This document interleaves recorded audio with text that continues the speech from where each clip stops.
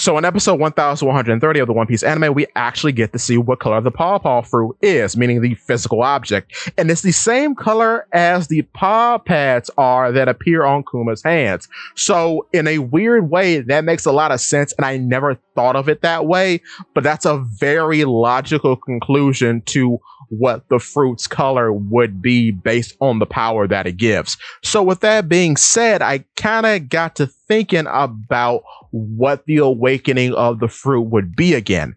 And I think one, the fruit's going to end up in a similar situation to the flame fruit, in which the person close to the user, in this case Bonnie, will entrust the power to someone else very close to the user. So my candidate for this would be Koala, because Koala is one of those members in the Revolutionary Army who is given a lot of story beats and was in a very similar situation to Kuma once upon a time. So she's a very likely candidate. I also think Koala matches the theming of the Paw-Paw fruit because it's literally been in the hands of multiple bear characters at this point. Bartholomew, Kuma, and then S-Bear. And with her name being Koala, a koala, meaning the actual animal, even though it's a marsupial similar to a kangaroo, is often mistaken for a bear. So I think that matches up. So the idea is that Bonnie would entrust the Paw-Paw fruit to Koala after Kuma presumably dies.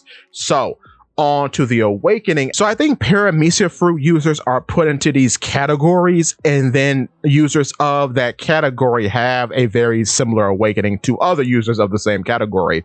So for example, I think Doflamingo and Katakuri are actually both special paramecia users, and all special paramecia users most likely have the same kind of awakening, in which, much like Doflamingo and Katakuri, they can turn their surroundings into the substance that they generate. So when you look at dough fruits like the Paw-Paw fruit, in which it makes a modification to the user's body, and that's basically the whole ability, I think based on there being other abilities very much like that, let's say like the Chop fruit or the Munch fruit, maybe the awakened ability of these types of fruits is to just displace the initial effect somewhere else. So for example, an awakened Paw-Paw fruit user could displace the paw pads on their hands to their feet, or displace the paw pads on their hands to somewhere on another person, making them able to make that person bounce around uncontrollably. Or if they put the paw pads on their feet, maybe they could rocket jump, perhaps. With that being said, I think in the future, Koala will be the one to awaken the Paw-Paw fruit, and will be able to see what the awakened abilities of the Paw-Paw fruit actually are. Because keeping this theory in mind, it would make a lot of sense for someone like Koala, who appears to be more agile in combat, as opposed to Kuma, whom's fighting style just seems to focus on using his hands and not much else.